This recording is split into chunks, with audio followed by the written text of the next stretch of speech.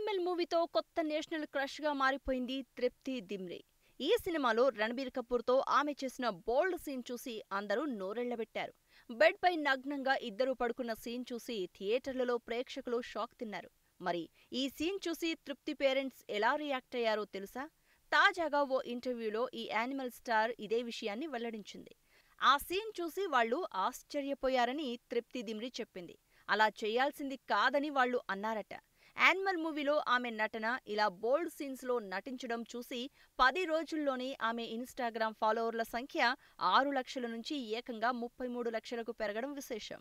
కానీ ఆమెకు ఇలా వచ్చిన ఫేమ్ మాత్రం తృప్తి పేరెంట్స్ కి నచ్చలేదు. సహజంగానే ఏ పేరెంట్స్ అయినా స్క్రీన్ పై తమ కూతురు ఇలాంటి బోల్డ్ సీన్లలో నటించడం కాస్త ఇబ్బంది కలిగించేదే. వాళ్ళు అలాగే ఫీల్ అయినట్టు ఆమె చెప్పింది. బాలీవుడ్ హంగామాకిచ్చిన ఇంటర్వ్యూలో తృప్తి దీనిపై స్పందించింది. మా పేరెంట్స్ కాస్త ఆశ్చర్యపోయారు. ఇప్పటివరకు సినిమాలో మేము ఎప్పుడూ చూడనిది నువ్వు చేశావని అన్నారు. ఆ సీన్ నుంచి కోలుకోవడానికి వాళ్లకు కాస్త సమయం పట్టింది.